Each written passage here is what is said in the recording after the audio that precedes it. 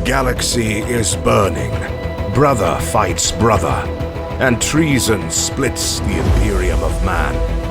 This is the Age of Darkness. Welcome to the Remembrancers retreat, coming to you from within the depths of the Vengeful Spirit. Hello and welcome to the Remembrancers Retreat, a Warhammer 30k Horus Heresy podcast. My name is Jesse. I'm here today with Jared, Steven, and Jason. Yay! Going on, nerds!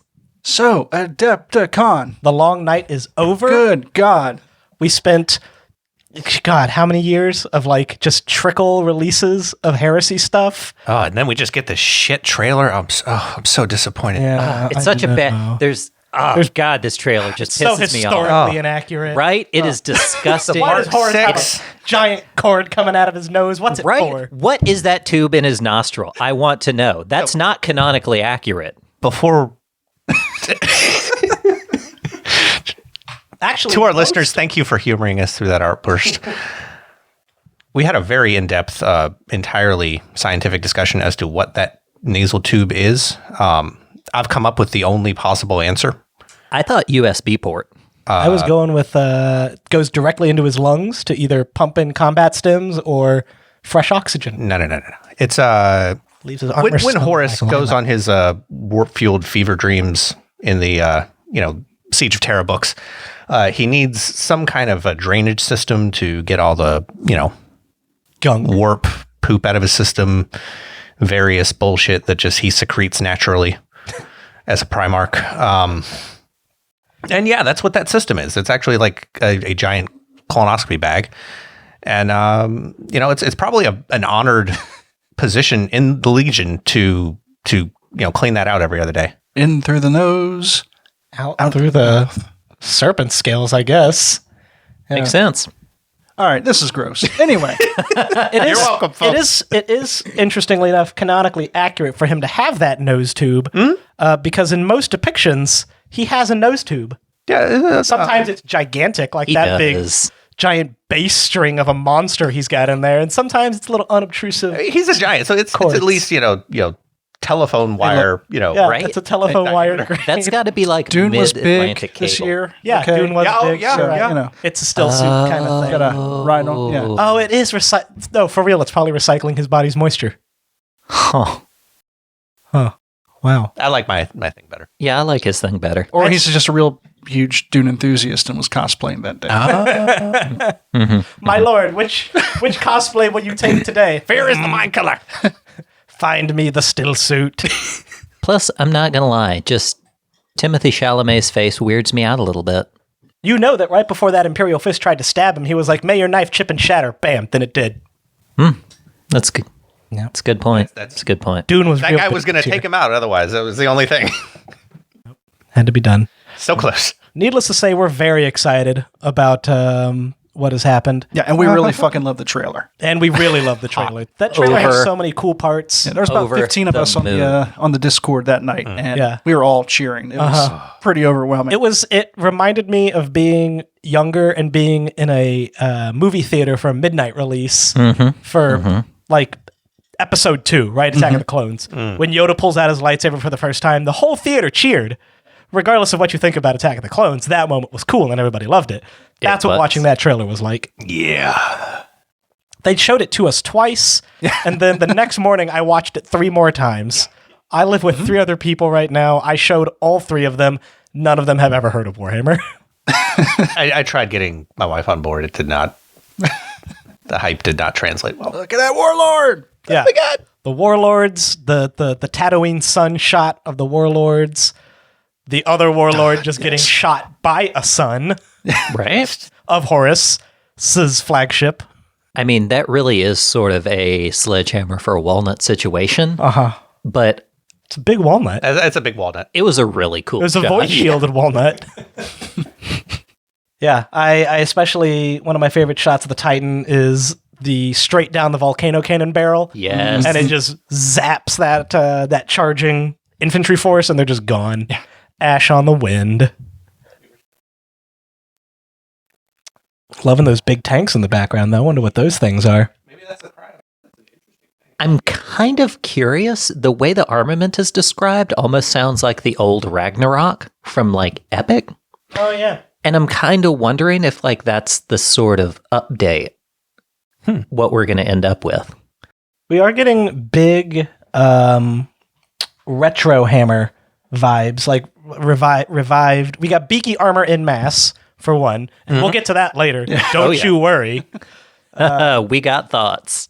That tank could be any number of like Rogue Trader era heavy vehicles. It could be a brand new unique one. Yeah. It could be a brand new unique one. Yeah, it could. I mean, speaking of retro, I just think the whole trailer is just, obviously the new edition of Heresy, but also Epic is coming back. I'm convinced. It's got to, right? All that like huge Warlord and tanks and Space Marines. Yeah, there was a lot of Titan action in here, and I'm all for that. And how many times do you see a Warlord on a 30K table? Not too often. And then Twice. you had those giant overhead shots in the trailer of Yeah. just a battlefield of... Granted, we have Titanicus. A little bit of Battlefleet Gothic But- love. Yeah. Good times. My God. So So plastic everything except Legion-specific stuff. Because there's a lot of last chance to buy on Forge World right now. yeah, rhinos, leviathans. Sicarans. It I sounds know- like they're styling it just like Adeptus Titanicus. Like 80% of everything you need is in plastic. Yeah. And only some Legion specific stuff and some of the wacky weapons you need Well, to I mean, order from Forge World. remember, we'll probably get Contemptors in plastic too, because Oh, yeah. whatever leaks we got of the original, not box, the original, the box but cover. the box set. Yeah, we saw a Contemptor in there. Yeah. Makes me real. Jared and I have a running bet as to whether or not a plastic Spartan will be in the box. gotta I hope you can do the zigzags on my lawn. Look, man, Because I can't, but I I already said I'd bring beer for everybody that wants to watch. Oh, yeah. I You know I was we're going to make an afternoon of it. I was Yeah, pushing yeah. him over before I could walk, so it's fine. Just for context, there is a bet running between Steve and Jared over whether we're going to get a plastic Spartan or not. You fool, Oh no, Steven. no, we're gonna get it. No, hang on. I said we would get. It's whether or not the plastic Spartan will be in the new box. Oh. You fool, Steven. Of course it will be. I mean, The photos with the stuff. it on, doesn't man. look it doesn't look is in good. the- You Terrain was in the suggested it too. photos Like with the I stuff. did not make this a bet or anything. I want Yeah, this known. yeah, that- I'm not manipulating Stephen It at all was- into this. It was mostly. I've seen your yard. It needs some maintenance. This was just a way of giving you help without you having to ask for help. I mean, by all means, anytime you feel like it. Yeah, I don't think I've ever seen a starter set that had, other than terrain, models on a picture that didn't have, specifically yeah. vehicles. I can't think of a time. GW's real careful with that. I don't know. It seems to me that a Spartan will be such a big ticket, big price point item. It's probably going to be a $250, $300 box. No doubt. Question. Yeah. I just realized something, regardless of how much time I've spent staring at this Sons of Horus dude. He doesn't have a Tigress pattern bolter. It's got a banana magazine. Yeah, that's an Umbra. Or Is it? Mm-hmm. Wait. No, that's not an Umbra. yeah, it's got the banana magazine. The part of the gun that does the thing is slightly different size than the other part of the gun. Hang on. I'm looking it up right now. Yeah. It doesn't yeah. look like an You might be onto something there, Stephen. If I move, we're looking at the Mk.6 Marine that they showed. The Tigress bolter, that little like curve where the casing is above the actual barrel itself. On a Tigress, that curve goes all the way around, and the grip doesn't like also encase the barrel as well. Although I'm And Umbras come with Mk.6. Mk.6 armor usually Yeah, shipped that's with Umbras. true. I think you might be right. That's definitely an Umbra. Yeah, that's an Umbra bolt gun. Yep. Banana magazine. I don't know why. I got just a assumed it'd be banana a mag. Tigress. Tigress is the coolest pattern bolt gun. At least I thought that before I saw this upsized Umbra with that big ass bayonet on the front. Ah, yeah. I love the proportion of the Mk.6. Yeah. Yeah. Finally, Yep. Let's talk about that now. I love that I don't have to track down a bunch of resin beakies anymore to finish out my Trader White Scars. Yep. It's just going to come right to me, prepackaged in. Big old boys too. Oh, they're going to be so chunky. I love that they're like huge and chunky. Yep. I personally love the Mk.6 armor because all those nice flat surfaces, great for putting freehand stuff on. Yup. And I love too that because I can remember back when not the Legion resin pattern, but the original resin pattern from Forge World with their itty bitty teeny little like Mark IV and Mark 6 helmets, like the little Mark Real 4 narrow. helmets. Yeah, they were super narrow, and it's like you could not, even the firstborn plastic stuff from 40K, you could not switch it between because the hands were like itty bitty little baby hands. Yeah. Yep. Resin was real compact then. That's the resin I remember. And now it's retconned by all this new plastic. Do you remember when Dark Eldar looked like Kiss cosplayers? Yes!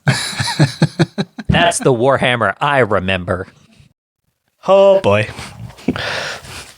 Jason is spontaneously aged 15 years and he just bent and angry and old. So moving on from that, which I also heard apparently it's going to be the 35th anniversary of the RTB01 Really? this year. Wow. Apparently, so The RTB01 being the original Rogue Trader Marine? yeah, Yes, yeah. box set of Rogue Trader beakies. Wow. So canonically speaking, not part of the Horus Heresy. I can't say that with a straight face. Anyway, It's canonical fact. anyway, but let's also take a look at this Praetor, which Oh, Boy, that's damn. a big old boy. it's so esoteric and weird, and looks like it's jumping out straight from a John Blanche portrait. Oh, I love it so much. I love like little everything excellent about it. things he's got hanging down. I love how the arming studs kind of look like star constellations, sort of. They do kind Yeah, of. a little bit. Because I think this is the first, it's got such an array of bonding studs. Big studs, little studs, all on the same shoulder pad. Studs that climb on rocks. Stud in the armor. Just wearing it, It's good. Oh, yeah, He's a that stud. guy. Thank Yeah, you. I Okay. gotcha. Yeah. I gotcha. Thank you. I love, too, how that weird little trophy rack Vexilla thing he has on his backpack, it's almost like a miniature version of Abaddon the Despoilers from his new his new kit has one of the same shape. I love his big dumb axe. I love his hyper esoteric, I think that's Mark 6. Who cares? It's amazing. It's artificer armor. Yeah. And you can run them as traitor or loyalist. Yeah. I mean, it's got elements of Mark 6. The gauntlets are huge and chunky, almost like Mark 3. The breastplate, We're back to Space Marines who look like they can't lift their arms above their chest. and that's how God intended. Yeah, that's the way it should be. Yeah, you'd be hard pressed with those giant shoulder pads. Right. And I talked about it earlier a few days ago, but it looks very similar to the Black Templar, Lord Castellan. Yeah, Yeah. Oh, yeah, it Yeah. does. My first thought when I saw him was the Dark Imperium Death Guard, the Lord of Contagion. I mean, that guy's in Terminator armor, but it's the same size. The axe looks the same pose a little bit, and backpack part. he's got the Or same the kind of Vexilla big thingy. icon. Yeah, thing. like that. And I'm just going to say it. Axes are cooler than swords. Oh, yeah, totally. Can't argue with that. Who would? I mean, really. Dark Angels player. Sword It's true. users. Yeah. Need the swords. Sword beat axe on weapon triangle. Although, Fareth Redloss would also tend to agree with you. He does rock with the old. He is one of Hourglass the axe. coolest Dark Angels. Yeah, definitely. Yeah. Well, so in the video you see this guy fighting, but it doesn't look like he's swinging that axe. It looks like he's got a sword. Yeah. Which makes me wonder if the kit is going to come with a sword option. He screams push fit to me. Yeah, Does he? I'm not gonna lie. Yeah. Well, all the Heresy character models so far have been push fit, just Wait. about. Really? Yeah. You didn't. I think the only one you had to glue might have been the Space Wolf. Wait, hang on. Like Fafnir, Ron, and Zephan. Yeah, all the ones from the box sets. All the yeah. Oh, okay, I see what you're saying. Sir Kurtha said, Stalak Ethan, the fell-handed dude, and then Ahriman. Gregor Fellhand. Not to be confused with Bjorn, folks. Who knows? Better question is Were they- Space Wolf. Who cares? Were they push fit? Yeah, fair. I don't know if they were push fit or not. They were, yeah, they were. Yeah. Ahriman definitely was. That's why you can't get rid of those guys anymore. They're not. You can't even convert them real well because they're just so much is molded into one piece. Oh, yeah. I got a really, really well converted, the Ultramarines Praetor from Betrayal of Calth, just in with a lot of 10 Terminators I bought off of eBay. It's pretty cool. Yeah. And that chaplain the Wordbearer Chaplain is all over the place. Oh, yeah. Everybody converts him into new stuff. He's so It's good. pretty easy to do arm swaps on him. Yeah. He is very bold. Yeah. Loved that guy. I had 3 of them. Broke 2 of them, but the third one stayed. I love this dude too because, like, as Jesse pointed out, he's in the trailer, but with a Mk.6 helmet. Mm-hmm. And it's got almost like a little Blood Angel-esque halo sort of thing on it. I love it. I don't know how he fits his ponytail in there, but... You know, some people... So It may not be the same person. It made me question something, and Jared probably knows the answer to this. In the scene that shows this dude fighting, he's fighting an Imperial Fist equivalent, and just as this guy has like an ostentatious face mask, he's got the rebreather, he's got the real big top knot, his Imperial Fist equivalent has just the manliest mustache By God. of any Space Marine, living or dead. He's got like a goatee. He's got the big handlebar mustache, and it made me think, you know, this is a siege. This is a planet-wide war. How does this guy have time to keep that mustache waxed and groomed? And you know, I thought, well, every Astartes, every legionary has like at least 1 or 2 arming serfs. So it stands to reason that legionaries of a certain rank have a stylist. Yep. It's a proud Inuit tradition. Just 2 servitors on either side. Yeah, Just shaping up that mustache. 1 for each handlebar. That's right. Yeah. That's right. You know how They fought their whole lives to get that position, guys. yeah, I remember there's a Simpsons episode of Willie Nelson, and he has a robot. He has a pair of robotic hands braiding his ponytail for him. So it just makes me think of that. There's this Sons of Horus dude just sitting there waiting patiently while 2 servitors braid his top knot. The parents of Inuit wish their children could reach to such lofty heights of being the, you know, Castellan's mustache trimmer. Yeah. Also, he had a whole metal aquila stamped into his forehead. As you do. Forget service studs. No. That's some real Legion Loyal right as there. fuck. And mentioned in the article that they are Legion agnostic, which means there may or may not be legions. They haven't quite decided yet. But yeah, they're good to go for anything. Oh, yeah. And it also mentions they are some of the first kits moving to plastic. And let's see. Both miniatures will be in launch set for new edition, on which we have more details very soon. In fact, now is the perfect time to get started with the Horus Heresy, while many general kits in the range will be moving to plastic. Yay. You know why I don't have Deimos rhinos? Because I've heard the horror stories. I have 1 or 2. They weren't bad.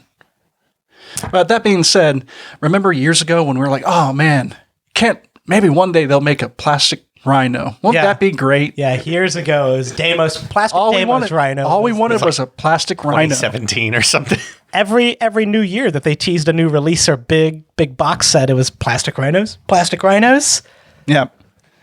When are the plastic rhinos coming? Sister's got a plastic rhino. Yeah. Oh man, kids today will never understand the pain of buying a Spartan and having all of its tracks come separately. Or really getting, you know, bitten by the heresy bug and checking Forge World and seeing the prices for the first time. Oh man. Just sitting there building your Heart fire sinking. raptor for the first time, just pissed off you spent $130 on it. oh, dear God. Roll out with their, plastic Sakara and then pick yours up like, what the fuck? Why is it so heavy? Is this metal? Nah, dude, it's resin, but it may as well be.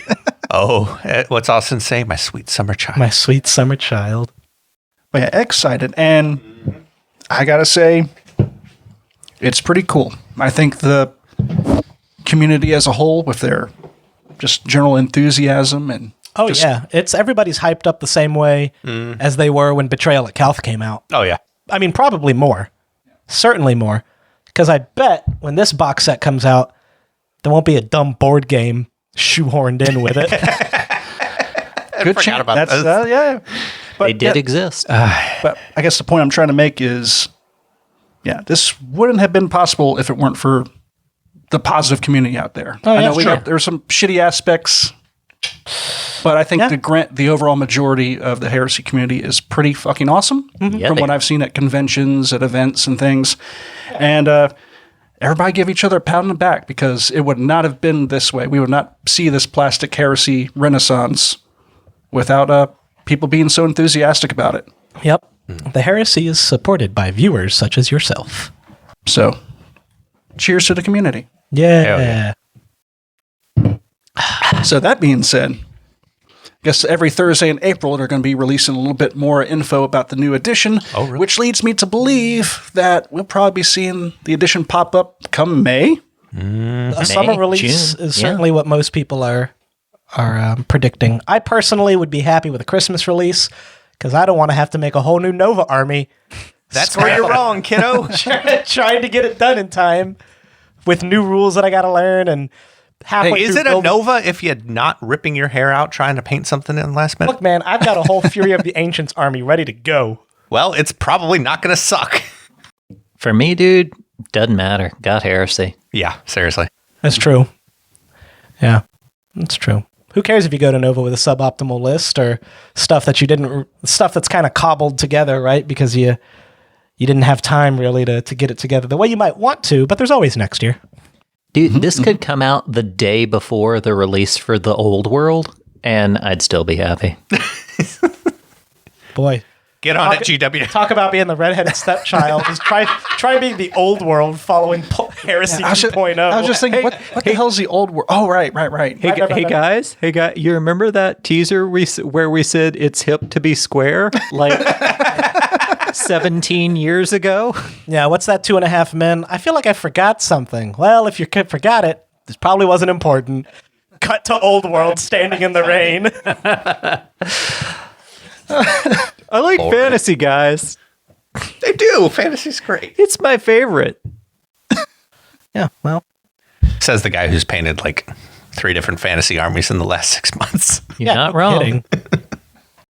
Did Yeah, all we of here at Curse City Richmond- in like 6 weeks. We enjoyed this- a brief renaissance of fantasy, and Jason decided to show us all up by painting 3 armies in 6 months. Because what the hell? Chaos Dwarves, Chaos like monsters, trolls, and stuff, and then Right. My warriors-less Warriors of Chaos army.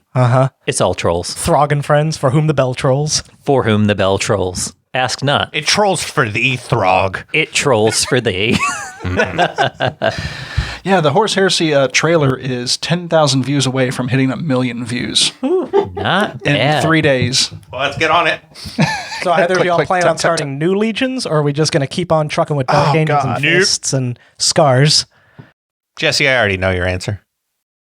Yeah, it's still Dark Angels all the way, I think. Jesse- That being That said, was never a doubt. that being Standing on said, his roof, screaming, "Loyalty is its own reward." I do have my Loyalist Iron Warriors. A little detachment up there with everybody. That'd be fun. I'm kind of curious to see where that goes. They are a thing that exists. So it would actually, it's something we'll get into when we're discussing Mk.6 later, discussing civilly. But Loyalist Iron Warriors in Mk.6 would actually be extremely fluffy. Like that'd be Go on. super meta. Yeah, Well, in fact, all right. let's get to that section first because that's a whole other Okay. thing to unpack. Welcome to the Mk.6 chat. My name is Jesse. I'm here with Jared, Steven, and Jason. You gotta. If you're not gonna point, you can't expect us to know you want us to say our names. Right? You gotta I don't know what you're talking about. I never do that. What are you talking about? bring us in. Like otherwise we're just sitting here all cueless. Yeah. What? All right, go ahead. Do I come in? Is my time now? So we have a segment planned discussing the origins of Mk.6 and its various. Jared, what do you mean? I thought Mk.6 was only 3,000 units in the Raven Guard Legion. So there have been some vociferous people in the 30K community who've put out some, shall we say, bad takes. I don't know what the word vociferous means, but I take offense. Loud and stupid. All right. Hey, just one request. Just don't reach. Just cut it out. Stop doing it. Boy, daylight savings time must be extra hard for them because they get a whole extra amateur hour. Oh, God. man. So, Good times. our listeners already know what this is about. We're going to go into the some of the origins of Mk.6, discuss some of the various stuff that GW has put out over the years, and Guess what, baby? Heresy Grad School is back. Yeah. Just for this episode. Well, school is in session, folks.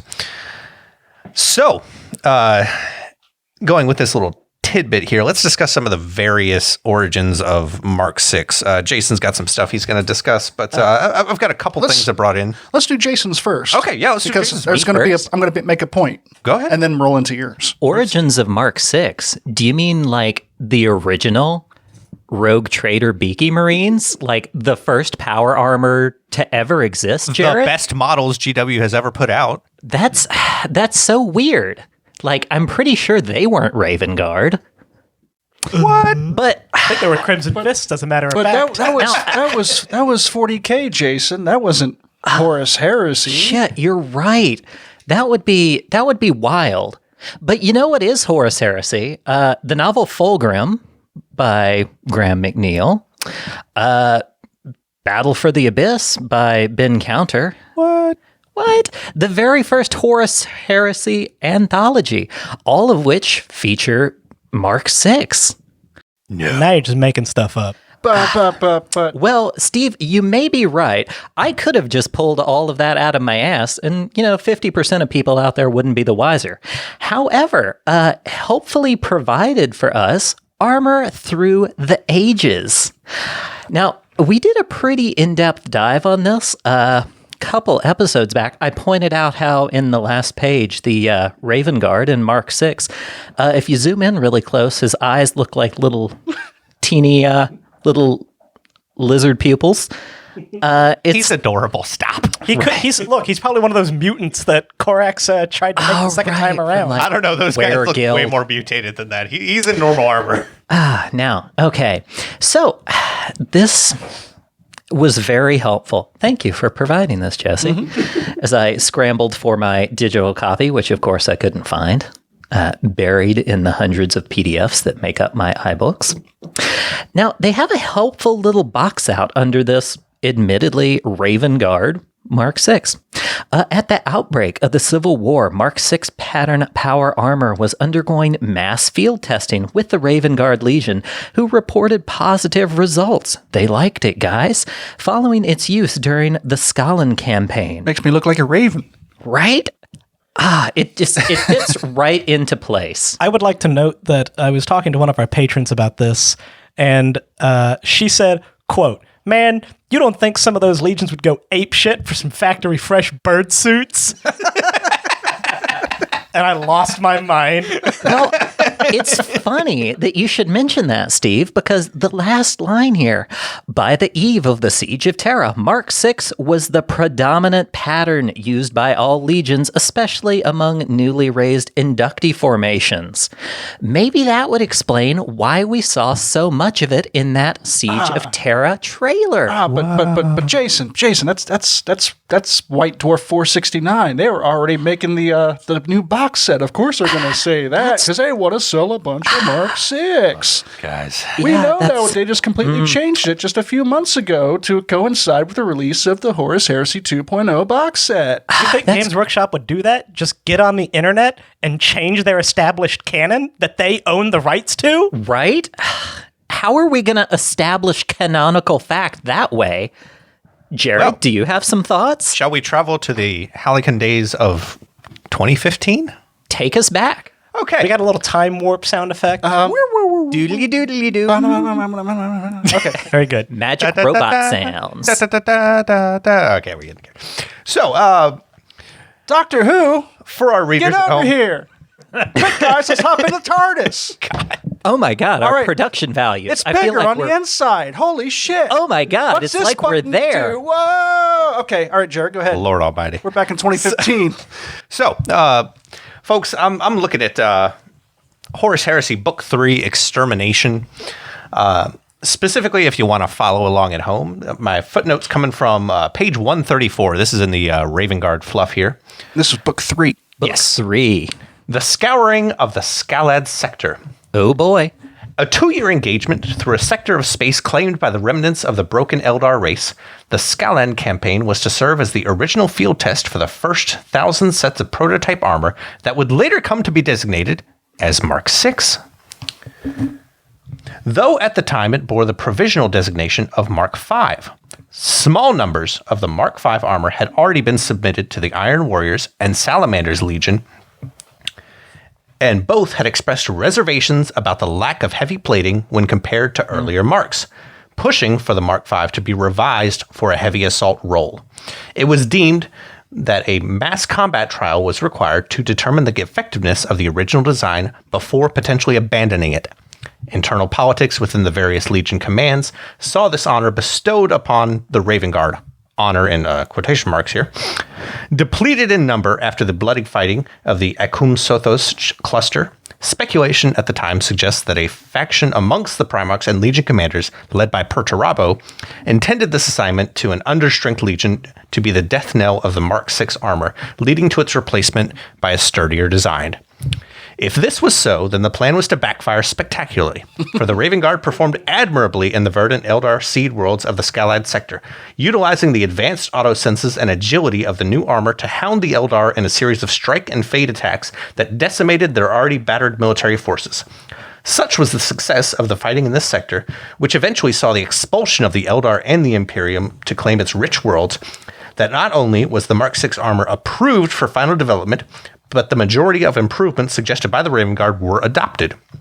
The new armor, later dubbed Corvus Armor, in honor of the Raven Guard, was placed into full-scale production only a few months before the outbreak of Horus's rebellion against the Emperor, redesignated as Mark 6 to account for the inclusion of the many stopgap field modifications and repairs into the Legiones Astartes order of battle. I'm sorry, was that full-scale production, I heard? It was. Before the outbreak of Horus's rebellion? Before Great the Crusade, outbreak. in fact. They keep changing it on us.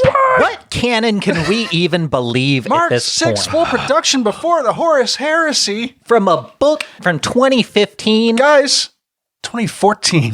Oh, was it really? Yes.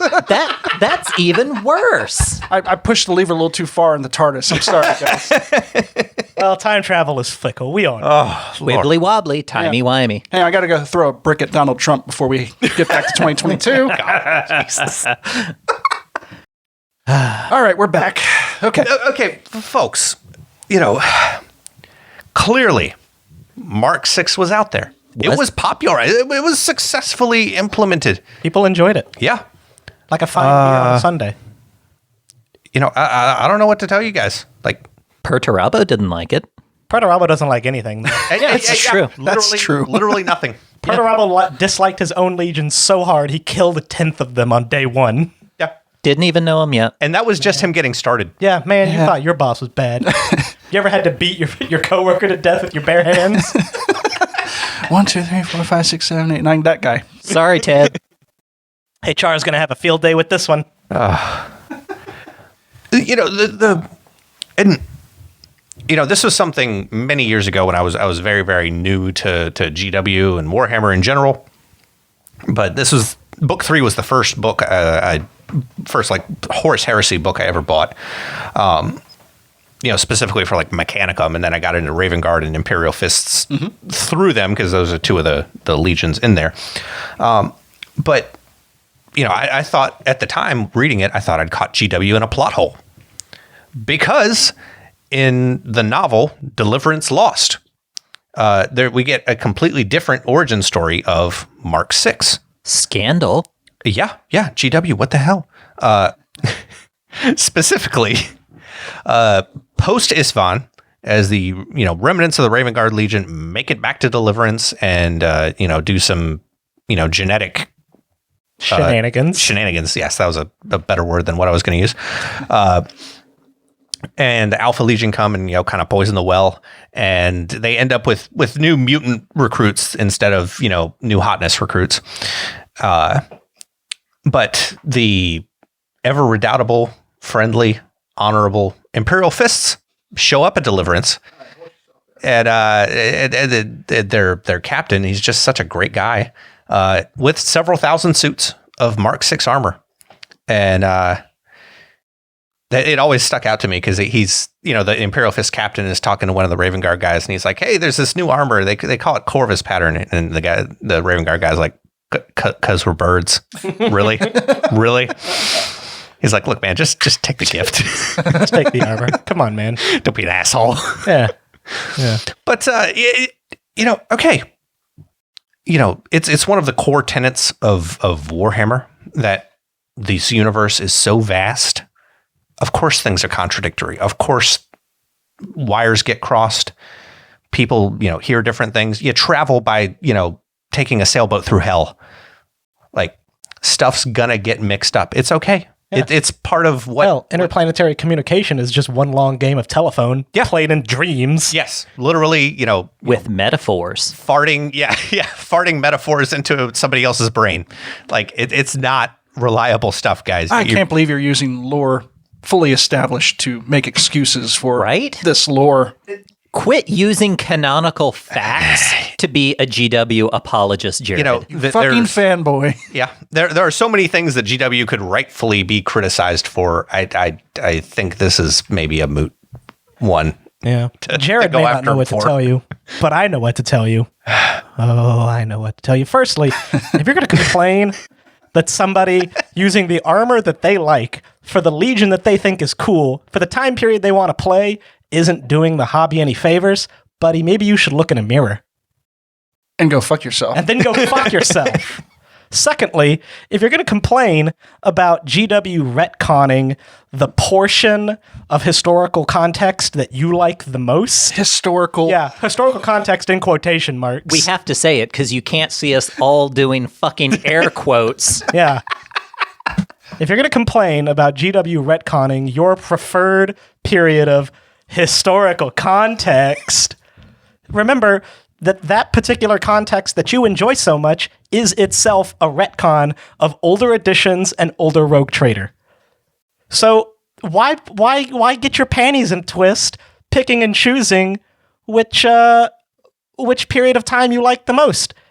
Like Jared said, it's a big galaxy. Anything can happen. Are you going to tell me that you have such a hard time accepting that armor with a funky shaped helmet is in production at a certain point of time, but sailing a sailboat through hell, perfectly reasonable way of getting across the galaxy? Come on. If you want a great example of this concept of what we're discussing, look on one further page. What are you doing? After the chapter in book 3 I'm talking about. Page 135 for you listeners at home following along.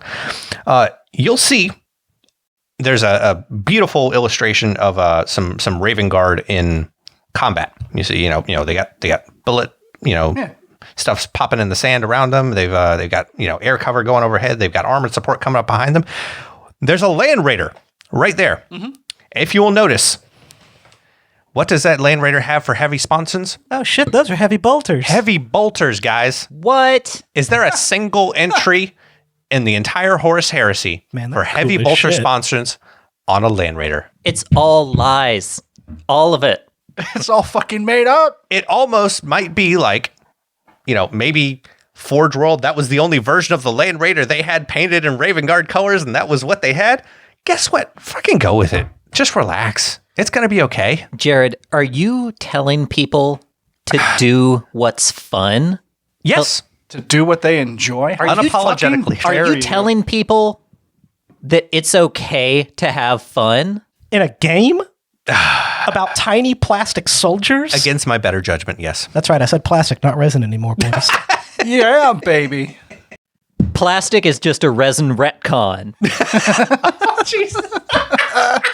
The Heresy is just a ploy by Big Plastic to get you to buy more plastic. It's working. Yeah. It's working a little too well. I would also, although I would like to give a slight retraction here. I said, don't get your panties in a bunch, as if implying that women complain a bunch. But I tell you what, I have never known any woman, young or old, to complain as much as certain nerds on Channel Redacted.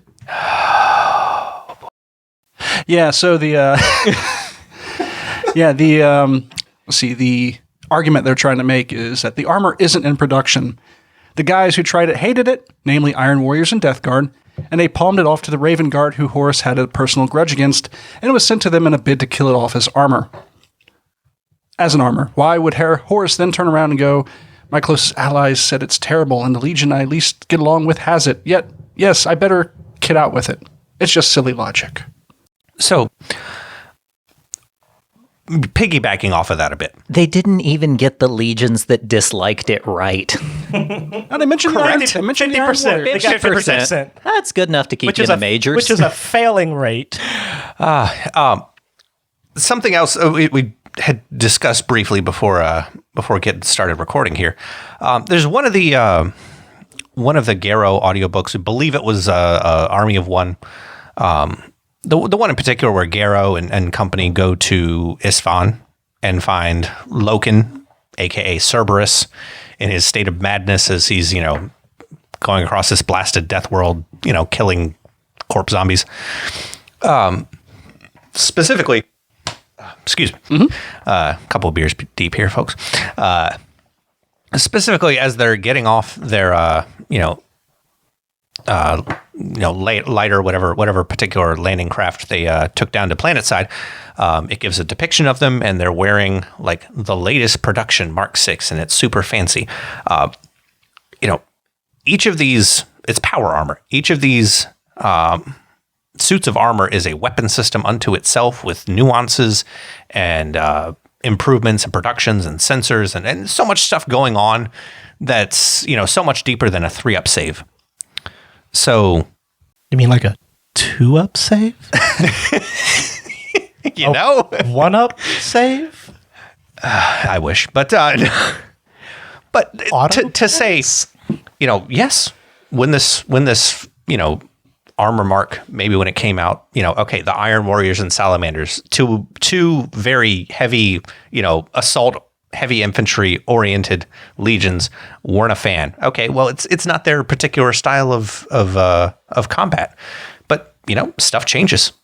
Manufacturing gets refined, bugs get worked out. Which I think was mentioned in there. A trial. Yeah. And it's also, we hadn't even brought up, it was called Mark V at the time. That's how nebulous our understanding of this hardcore sort of lore is, hey, we know, from Forge World's website, Mark V has its own separate thing from Mk.6. Mm-hmm. But in the lore, in a primary source from the Alan Bly, Mr. Heresy, the OG. Hey, this was called Mark V at the time. What are you going to do? Tell Alan Bly he's wrong? I will. I'm just going to say it. Don't do that. His opinion is better than yours. That's absolutely correct, Jason. His opinion is better than yours. Mm-hmm. So that's to say, we joke. We've got some members of our group who've been in the military, and it's a running joke among a lot of veterans that, the military is a gigantic cluster. Extrapolate all of that over 1 million worlds. Yeah. And each individual army is headed by a guy who doesn't like the other armies. Yeah. Yes. The head of the Marine Corps is bitter enemies, shoot on sight with the chairman of the Air Force. The Joint Chiefs of Staff don't let him be in the same room as the guy who runs the Coast Guard. It's like how many conspiracy theories just fall apart when you think, okay, try to get 10 people to coordinate one thing, or let's try to get 10 people to coordinate like a surprise birthday party. No, we tried to do a cookout and it almost didn't happen. This is your daily reminder that to fake the moon landing, 400,000 people would have had to be in on the lie. Yeah, unrelated, but just I wanted to have that information. I mean, sort of related. We are talking about dumb shit that doesn't fly. There you go. Speaking of dumb shit that doesn't fly, I still want to drag this comment through the mud a little bit more. Drag away. Just accept. I'll get you the chains. Just accept it. It's in the wrong time period. GW is making it because it's cool and because it's marketable, not because what's best for the hobby. How is it? Wouldn't Mark II and Mark V be the best armor, since they were often referenced as being all that was available? Nah, screw that. Traders and loyalists with no access to Martian forges because they're on the literal other side of the galaxy at places like Thramis. Just all have hand me that armor through the ages. They just all have pristine new suits. Why not? While we're at it, why not just put them in Stormtrooper armor and Spartan suits? Maybe Spartan suits were left over at the events of Halo and a Marine Legion just happened across the pre-Dark Age tech. See, I can talk crap too. Doesn't make it right. Okay. I would play Spartan and Stormtrooper Space Marines just to piss him off. Dude, I saw pictures of the Halo miniatures game at Adepticon. I didn't even realize that there was a community that was. I didn't realize there was a community that was still keeping that game alive. God I never bless 'em. played it. And it's cool as shit. I need to fire up the 3D printer and make some Spartans. Yeah. Now, if you have personally been wondering how certain legions that are, as the original post said, on the other end of the galaxy have access to the same things as those legions that would have access to Martian forges, well, again, we have what we call a primary source. Everybody look, this is a primary source. It's a hard copy of a magazine. Once again, He's Armored holding it in his Ages hands. He is. It's a physical provides object. The answer. Yes. Da-na-na-na. The explanation for this phenomenon is a simple one, rooted in the manner in which Mechanicum generates, stores, and disseminates and utilizes data of all kinds. In order that any item may enter mass manufacture in the workshops and production lines of a Forge World, its imprint, again air quotes, must first be laid before that Forge World's high altar of the machine god, whereupon it is offered unto the manifold in order to become known to the machines that will manufacture it. In the days before the treachery of the War Master, each high altar was connected, each a node of vast galaxy-spanning network, so that an imprint offered to the machine god at one altar would in time be disseminated across every Forge World in the galaxy, The Mechanicum had a cloud. thus that it might be manufactured wherever it might be required. Da, da, da, da. The Mechanicum had the internet. That's how they have them. If you're unfamiliar with how 3D printing works, yeah, just send off the STL to Ryza so they can make Mk.6 armor. Cool. Thanks, Mars. Thanks, Graia. This is the greatest day of my life. And okay. Uh-oh. Is that canonical fact? Oh. I think it might be. He's got a steel chair. And if we really want to get, as nitpicky as the poster of that particular diatribe got. Oh, yeah. Pick it. All right. It's established in Deliverance Lost. There's a lot of early Horus Heresy works that point out that up to Istvan, Horus's betrayal, traitor legions and legions that would go traitor were given priority over legions that would end up loyalist in terms of the Mechanicum's supply lines, disposition of new technologies, new armor. They were getting all the fancy shit. It's literally brought up in Deliverance Lost that they said, as a Raven Guard legionary talking about, we were shooting at them and our bolts were just like bouncing off because they were getting this fancy armor, whereas they were shooting us and it was going right through. The traitors were prepped for this beforehand. Of course, they're getting the fancy new armor because the guys making the armor are prioritizing this because the Mechanicum is a bunch of perfidious traitor bastards. I'm looking at Jason as I say this. I can't argue. Robots Literally, don't understand Kelmore social House said cues. it took like a hundredth of a second computation to decide that, I'm a traitor now. Let me think about this. All right, I'm done. You son of a bitch, I'm in. Yeah. No. Oh, boy. Well, Regulus did come back with all that good shit from the vaults of Moravec. He's like, hey, I got those passcodes. Man, the vault. I have the administrator password. Our roundabout way of saying, chill out, guys. Do what makes you happy? Yeah. What? And as a side note, if you might be one of our pure of heart, innocent readers who just want to get your hobby on, and you see this kind of diatribe, and you wonder, how can they be so wrong? Perhaps consider that they know they're wrong and don't care. Perhaps consider that they are the Tucker Carlson of the heresy groups, and nobody in their right mind should be expected to take them seriously. Seeking discourse for the sake of discourse because ? Mystery step, profit. We were discussing clickbait earlier today, and this is kind of illustrative of the various points we were making. Is I bet I don't even remember the name of the channel that put that out, but I bet Is geometric in nature. I doubt they've lost traffic through this various, inflammatory post. But to bring it home, guys, do what makes you happy. Have fun. Fun with your tiny plastic men.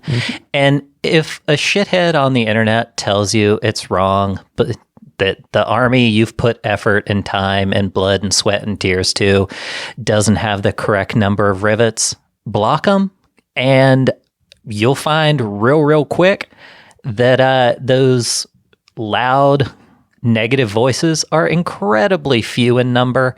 They're just loud and they post a lot. So it All seems day long. Internet bias, folks. It's almost like they have Nothing else to do with their time. life. I would hearken back to our first Siege of Terra event. I think it was 2017, I want to say. It was a ways back. It was in the before 4 times. It was long ago. right. We passed it in the TARDIS. Yeah. Just a few I minutes. saw that. God damn it, I missed Trump. Fuck. We hit Eleanor Roosevelt. Oh no, JFK. Too soon. Thanks, Steven. day. Thanks, Steven. Darkest timeline. Oh, Here the we Secret go. Service is here. Sorry, guys. Dear God. Well, Folks, we got him. No. Going back, we had a Siege of Terra event, and it was super cool. We had people from like Northern Virginia, Maryland, Pennsylvania, a bunch of folks come in from out of town, and it was awesome. We pushed like 3 tables together at Battlegrounds, had a hell of a time. completely full, all around the table. Everyone had a good time. Yeah, it was such a cumbersome mega battle. We had like a warlord on the table. Each person brought like 3,500 points. I mean, it was massive. And there's so many cool punts. I had such a blast doing that game. And we posted a bunch of pictures of it on some forum. I do not remember which. And the very first comment, number one, first bit of feedback we got from it and our fledgling, as a community type event thing was, the Dark Angels weren't at Terra, you fucking casuals. Word for word, that was the comment.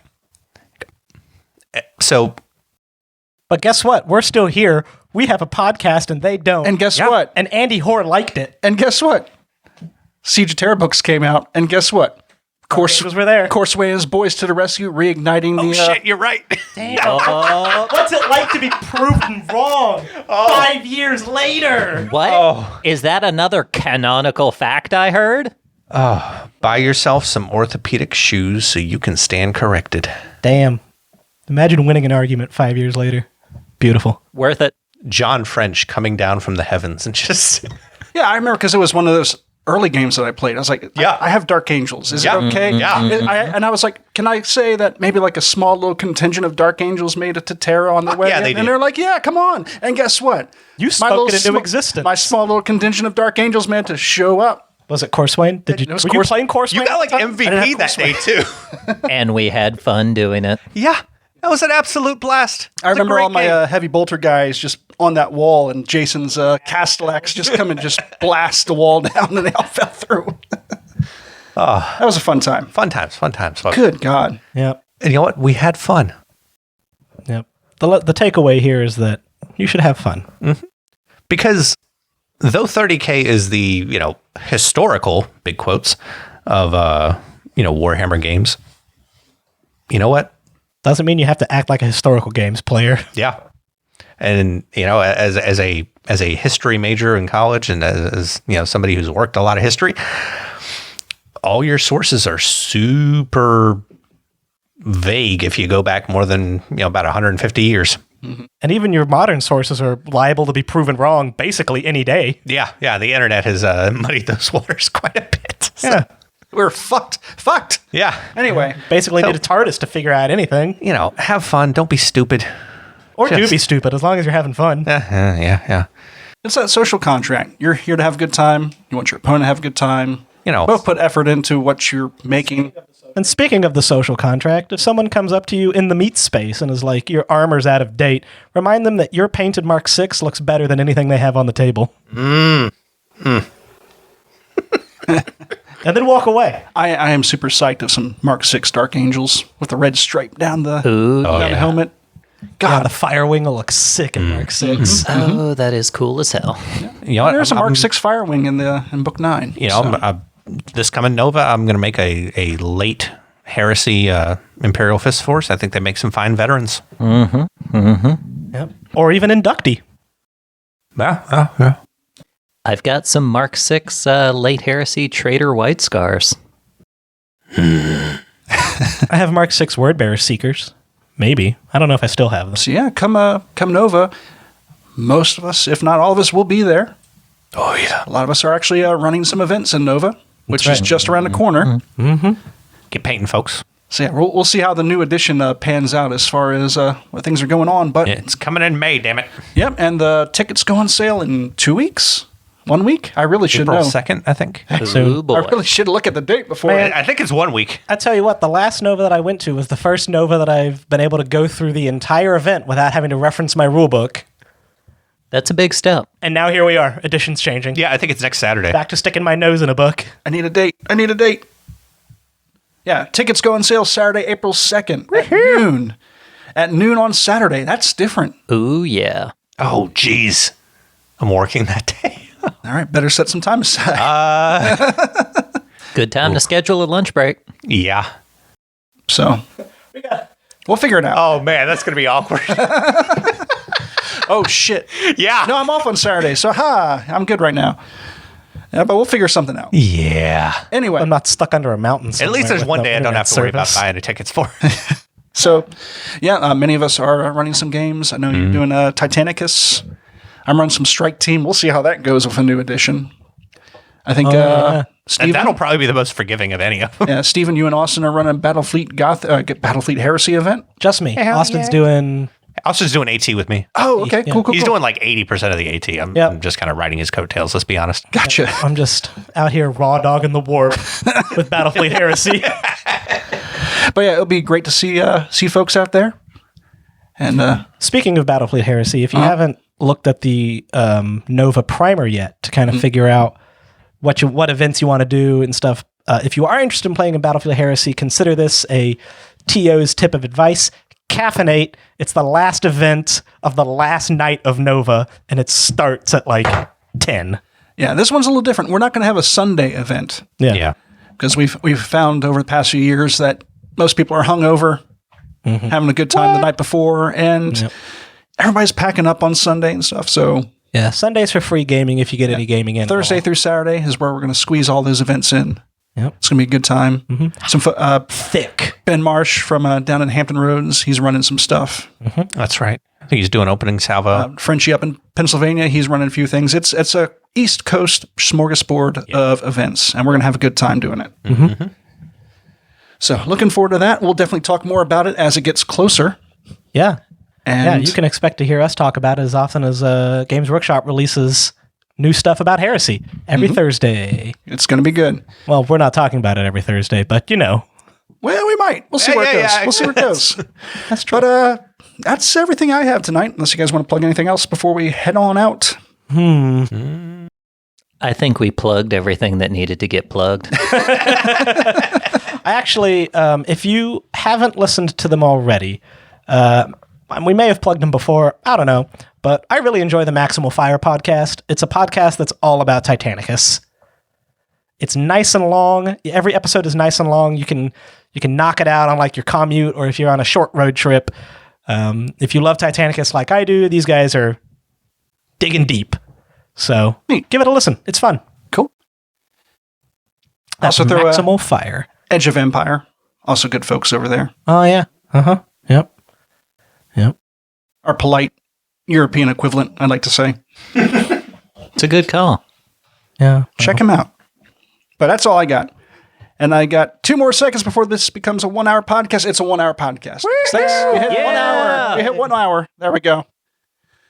So until next time, guys, Horus Heresy 2.0 is here. It's 2022. Do what makes you happy. Enjoy life. And fuck the shitheads on the internet. Bye for now. Bye. Keep it canon. Oh, damn it. We didn't talk about the legions to defend Terra. We didn't talk about that. Oh, shit. Yes. Question of the day. Oh!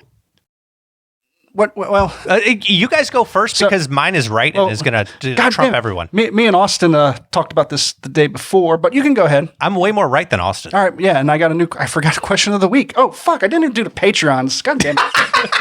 Do the Patreon. Let me get another beer. All right. Thank goodness we have that TARDIS on hand. No. All right. As always, geez, I was looking at that ticker Jesse's on there. also had 1 some hour. Good to beers, go. so Don't edit a second of this. Be sure to like and subscribe on Facebook and Instagram at RR30K Podcast. You can also like us on my dead Twitter at RR30K Podcast. Go over to patreon.com if you like to support us. Patrons today, starting with our Legion Praetors, Alex Self, Chap Lanisar, Chris Mack, Jacob Dillon, Gardner Tree of Woe, Joe from Music City Heresy, Luke Rizzuto, Matthew Boyce, Michael Tisdall, Mr. Baldwick, Nicholas Quenga, Rena the Floof, Sar Luther, Taco Tuesday or Bus 22 Rock and Roll McDonald's, woo! and What's Ligma? Our Legion Centurions, Aaron Maynard, Andrew N., Dave Jones, Duncan, Ed, John Christensen, M. Tanzer, Gorkrow, Nick Holdall, HJOLDA exclamation point. Nick Holdall, Richard Bork, Scott LeMay, and Void Imperatrix. Our Legion Sergeants, Agrippina, Emily O'Hare, Garrett Lowe, Jay DeSales, Jay Grammaticus, Carl, Nick Gillen, and the Zoy. Thanks again to all you patrons. You're great. You're wonderful. Kiss, kiss. Sorry, I almost forgot you guys this time. 2.0 is getting me super excited for Heresy again. Even if we forget to mention you in an episode, you're always in our hearts.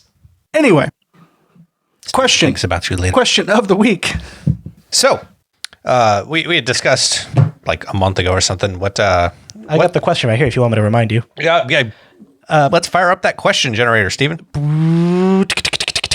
Bobby G once said that the Ultramarines with any two of a subset of legions could win any war. Starting with your favorite legion as a base, which 3 legions would you choose to overthrow the Emperor? You get to destroy 3 enemy legions before the war starts, a la Istvan. Jared? So we covered that pretty well with our last recording of it, but then we kind of thought, okay, what 3 legion would you pick to defend Terra? And I'm a believer in redundancy. So my 3 choices that are indisputable and unassailable are the Imperial Fists, the Iron Hands, and Salamanders. Because you have the 3 toughest legions. And I say toughest as in they can keep their house in order. That rules out the Death Guard, by the way, guys. Sorry, Callus Typhon. They are resilient.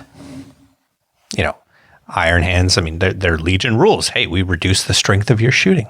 The Salamanders. Last edition, anyway. We set ourselves on fire for fun. That's kind of our whole deal. Wow. They'll set fire to you for profit. And the Imperial Fists, who are, we are the wall, we move, and the wall moves. Bring it on everybody else. There's just no, and even temperaments, personality-wise, Vulcan is probably the most amicable of the Primarchs. Everybody gets along with him. Ferrus Manus, far less so. But, Dorn, for all the criticism he takes. I don't think the Night Haunter really gets along with... Well, the Night Haunter has spent more time with Vulcan than anybody else. True. They have logged those therapy hours. Is that therapy? Is that what we want to call it? It is for one of them. Yeah. In the same way that conversion therapy is therapy. Ugh, oof.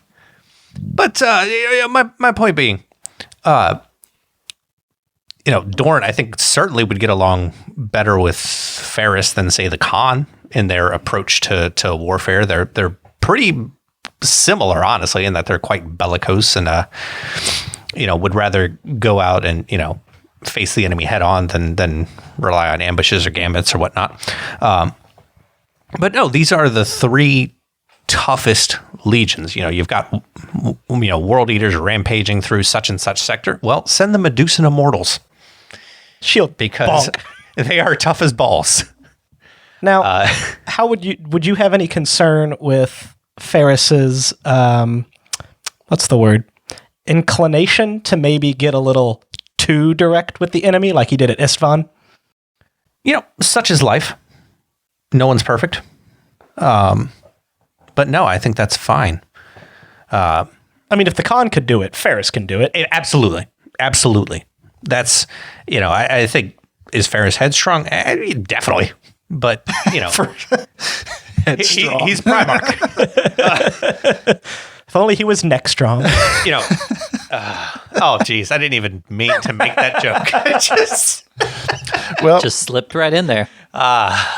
Sorry, Will. But no, honestly, the Salamanders, the legion that endures, the legion that, even their Primarch in their, one of their first works where we see Vulcan, he's letting his legion get their ass kicked by the Eldar. And it's like, okay, fine, I'll help him out. They're kind of masochistic in their approach. Their temperament is ideally suited to the type of grinding warfare that we see at the Siege of Terra. And not to mention, if you've got, an acre or two of, screaming mutants running at your wall, pyroclasts. Yeah. And the best flamers in all the legions are going to do you some good. I can't imagine any better three combination of guys to take on everybody and beat wholesale ass. And, Perturabo, people have brought him up as a contender, but really, like, Pert and Dorn are not ever going to be in the same room together. That's just an impossibility. The Iron Warriors are good at knocking walls over. Not the keeping them there. No. And Pert, particularly, I'm rereading all the Siege of Terra books. I'm just started Saturnine this week. Pert is so singularly fixated, he can't let another person be in the room and call any sort of shots. That just, does not work well with others. He would have failed kindergarten spectacularly. All right. I definitely appreciate your input, but I can beat it. No, you can't. So my three legions, easy. Alpha Legion, World Eaters, Word Bearers. I didn't even have to dip into Loyalists for this one. I can't audibly cringe, so I don't know what to say here. I wasn't around when we selected this question. The idea is any three legions, much in the same way that any three legions, the previous question. Yeah. Okay. Yeah. All right. Cool. Yep. So, and here's why.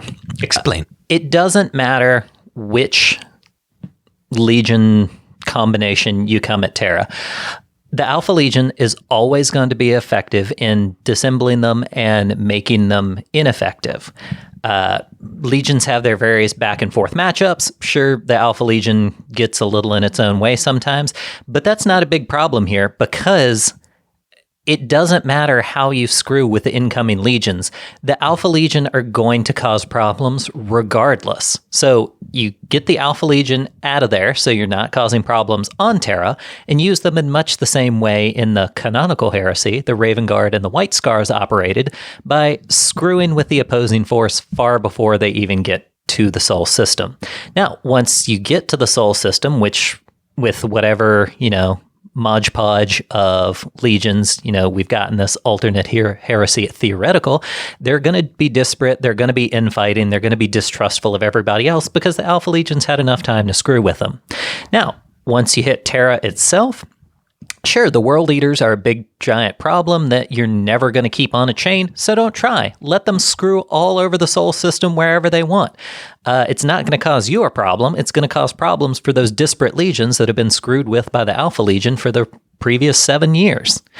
And by the time, if, and this is a big if, you make it through all of those World Eaters with nothing better to do but screw around the Sol system and dogpile whatever makes it through the Alpha Legion, the Word Bearers are the most numerous traitor legion. And for all of their faults, they are legion and they can summon demonic allies. And there are tons of faults, to be clear. There are tons More than we have of faults. time to list here. That could be like a whole podcast. But staying in one place and making a show of it is not one of those faults. And True. if their only objective was to sit on Terra and make it the most unassailable, demonically infested hellscape to exist in the galaxy, Is that victory? Who needs Space Marines when you have a warp? The entire warp's full of demons. Is that Spoiler. victory? To be You sure, didn't you say. still need Space Marines, but you did not say there had to be victory. You just said you had to defend Terra. You said defend Terra, which I did, So just with demons. Terra is now like the eye of Terra. You know? yeah, the Eye of Terra. Yeah. No, don't like have that whole higgledy-piggledy deal with the Mechanicum trying to shore up Eldar. Boot that shit open. Like Cosmo Kramer your way through that warp gate in the bottom of the Imperium. Knock that shit open. And when whatever loyalist legions get to the base, they're like, ha, we finally What's going on conquered in the there? palace. We're defending Terra, Jerry. By kicking open that damn warp gate, and Pyrrhic victory still counts. I imagine they'd make it to like Luna and just like, what the fuck is going on there? Interesting. Do we Turn every ship around. Just Either way, Terra is defended. my God. Yeah, so this question was asked a few weeks ago. It was, which 3 legions would you use to attack? I know we were defending. Nope. I defended flawlessly. Oh, So- I mean, so- this is the first time I hear. Let me rebut Jason's for 1 second because there's. Okay.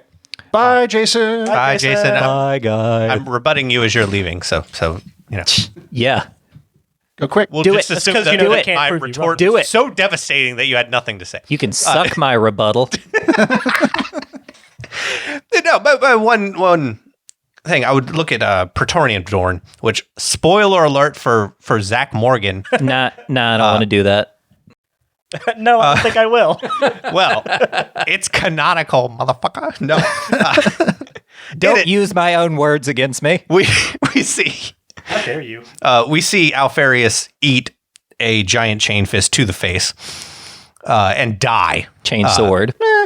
Get your canonical facts straight. Yeah, you can't even. It was his own spear. Yeah. And the teeth of Terra. Yeah. You fucking dummy. Storm's teeth. He eats it to the face. I mean, that's what Dorn. Basically, a wood chipper. He gets fed headfirst into it. Is that scene in Regardless. Fargo? Yes. Yep. Is Dorn Steve Buscemi in this? No. Dorn's the other crazy guy. I can't remember his name.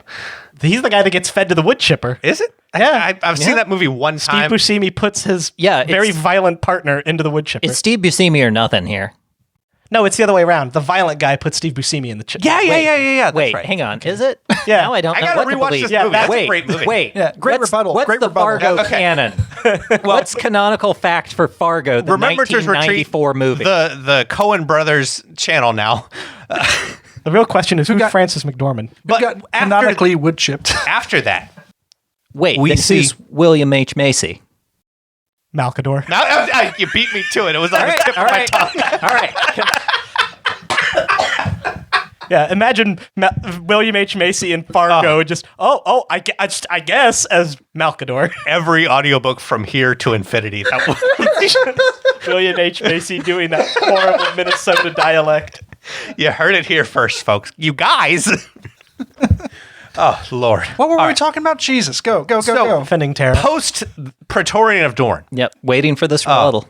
we see the Alpha Legion not help out at all in the siege.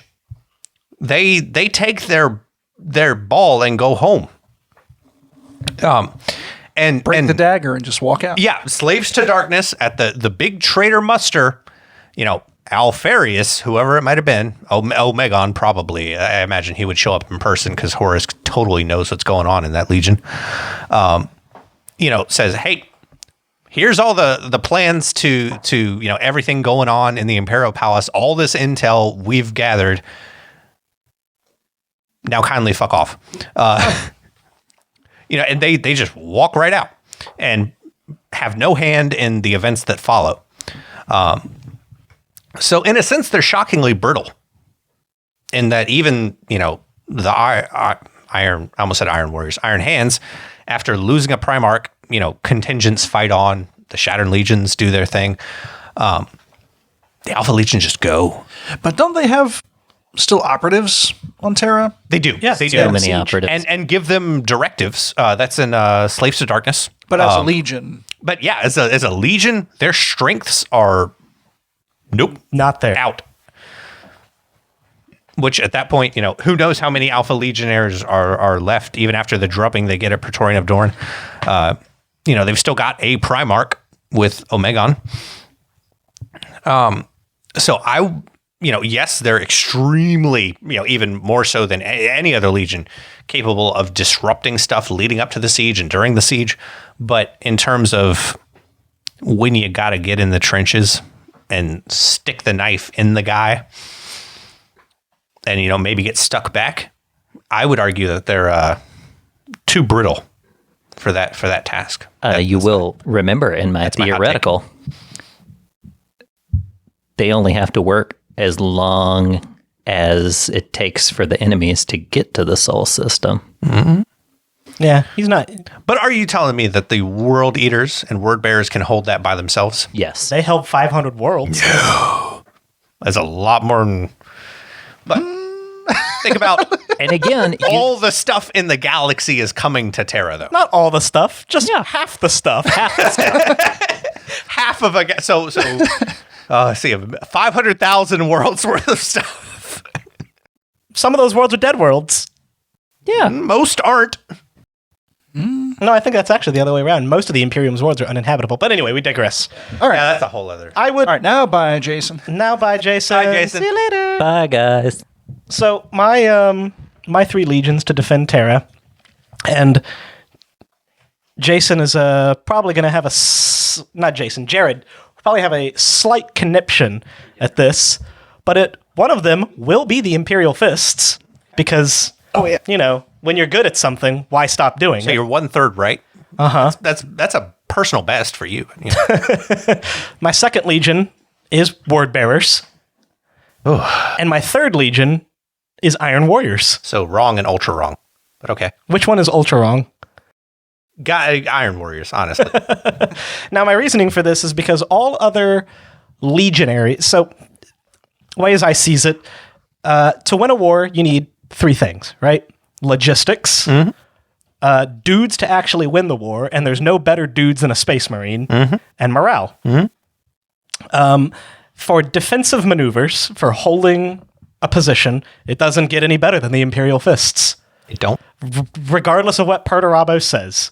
Perturabo will say it till he's blue in the face that the Iron Warriors are just as good at holding positions as the Imperial Fists No, are. not. When, even if that's true, there's not enough evidence to support that claim, Pert.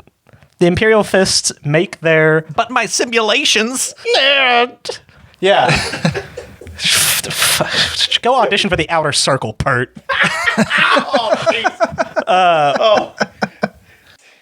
The most severe burn Yeah. So the past hour.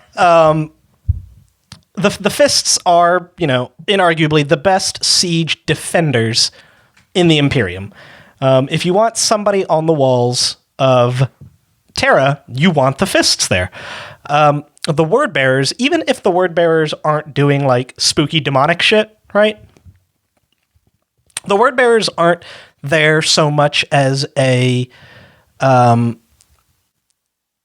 means of being a legion on the walls, although certainly they are. No, the Word Bearers are more for keeping the population of Terra more or less, I don't want to say in line, but not just in line, but actively contributing. That's actually a really good point. Yeah, because a lot of times Dorne is forced to weigh his decisions at the siege with, okay, yes, this might stop traitors, but what's it going to do to the people behind the walls? To the civilians who need food, water, shelter, who will riot and cause me trouble down the line. And we see that in First Wall, where there's this whole, Dorne, Malkador, Valdor, the custodians have to get involved. It's a whole thing. Yeah, this whole cluster involved around like one specific sect of the Lectitio Divinitatis. Yeah. every Siege of Terra book features a arc where some civilians are doing shit. Yeah. Yeah. Whether it's Keeler starting up like her own private little religious militia, or God bless her. That's cool. or half the population of the Imperial Palace falling into suicidal malaise, you know. As you do. As you do. And that's not to say that, like, Lorgar would be able to completely curb that, but imagine how much more effective Dorn could do his job if he didn't have to constantly be diverting Malkador's assets, Valdor's assets, Imperial Fist assets to patrolling shanty camps in the inner districts of the palace. No, yeah. To say nothing of the fact that, like, if Keeler can get 700 starving pilgrims to pick up a skull, put it on a rock, and beat a son of Horus to death, imagine what Lorgar could do. Yeah, that's pretty cool. Yeah, I've got no argument against that. That is That's really good. Yeah. That is a very good historical, canonical analysis. Yeah. And Lorgar, for all of his flaws as a Primarch, and he basically has every single one imaginable. Literally all of them. And invented a couple of his own. Yeah, he's got a whole wiki. There's a whole wiki dedicated to how much Lorgar sucks. The many failings of Lorgar. He is, for all of that. You can help expand this. This is not a stub. For all of Lorgar's many failings, he's a relatively unobtrusive and inoffensive Primarch. He's a team player. His brothers don't, like, actively hate him. They're just like, oh, Lorgar. It's like, oh, okay, Lorgar, I guess. But, Father said it's my turn on the Xbox. Yeah. Oh, man. I reading Aurelian, I completely agree with that, in that you see there's the demon offers him the chance of, okay, hey, if you take this path, you get to kill Guilliman personally. Like, you get to bury that dagger in his guts and get the satisfaction of whooping his ass, but you'll never make it to Terra. He says, well, that's no question. Gotta be I'm making it to Terra. Yeah. Which he still didn't do, dumbass. He didn't get anything. Get out of your own way, Lorgar. Didn't get to kill Guilliman or go to Terra. Literally, your own people chose another Primarch over you. Hey, we still got a few books. That's true. We still got a few books to go. He might just materialize and immediately get his shit rocked. by Katsuhiro. Yeah, Katsuhiro's like, no, Lorgar, go away. Bayonets him personally. Lorgar, no Lorgaring. Stab. Oh, no. Horus and the Emperor crumpled on the floor. Yeah. Lorgar runs in, and I'm here too. Who? Out of breath. Who are you? Dorn in the Huskarl shot. Who was that? Oh, man. All right. Yeah. That was good. Additionally, if there are, like, if whatever traitor force is coming to Terra presumably is chaos tainted, who better to weaponize faith in the Emperor against chaos than Lorgar? The guy who does it professionally. Yeah, So, and plus, the word bearers aren't slouches as a legion, and they're the biggest of the traitor legions. Yeah. So, now here's where it gets tricky. Perturabo. Perturabo is the opposite side of Dorn's coin. The neckbeardiest. They are both siege specialists, even though Dorn is obviously the defensive one, Perturabo is the offensive one, and even Dorn can't argue that, though he would like to. But what's important is that Perturabo, with the civilian problem contained and Dorn's plan in place, can just focus entirely on logistics, math. He doesn't even have to interact with Dorn, which is normally where the point of contention would be, right? Dorn gives him an order. Perturabo says, that's fucking stupid. I don't want to do that. Dorn's at Bab Bastion. Pert's on the South Pole. Yeah. Put Dorn. I mean, even Horus didn't put Dorn on the front lines or in any, interpersonal role. He stuck him in a tower with math being beamed directly into his eyeballs. Yeah. And if Dorn just, hey, Pert, here's all the data. Win me this war. I mean, that would free Dorn up for a lot of fun stuff. Yeah, Dorn could kill Fulgrim. He could. Just finally, just come here. I don't have to go back home. To all our Emperor's Children listeners at home, he definitely could. The Iron Warriors are, despite being offensive specialists, they're still not bad at defending in a siege. And they just won't care how many of them die. No, they literally don't. Even if Dorn and Perturabo would rather be killing each other, for now, as long as there's traitors at the door, they're both going to be killing them. Okay. Perfect defense. Bring whoever you want. Dorn, Pert, and Lorgar. They got it. That's an interesting point. I would never have picked those three in a million years. I think... You actually got a pretty decent... Yeah, I think the Dorn and Pert thing, I think being on the same planet as this star cluster ain't big enough for the two of us. I mean, but like, here's the thing: is that Dorn is more mature than Pert. Oh, absolutely. It's a pretty low bar. To be fair. Yeah, it's a low bar. But Dorn will, at the end of the day, if he sees Horus standing out on the plains of Terra, like, "Hey, what you doing?" He's gonna turn to Pert and be like, "You know what? I was wrong. Father was wrong to treat you this way. Shake hands." Yeah. Oh, yeah. He'd bury that hatchet for the greater good, even though Pert would probably be like, okay, fine. Yeah. I think for the most part, Pert would, because both Dorn and Pert are both so singularly concerned with, like, the one thing, right? Mm-hmm. And if they're both concerned with the same one thing, then they'll get over their own differences, at least for the time being. Sure.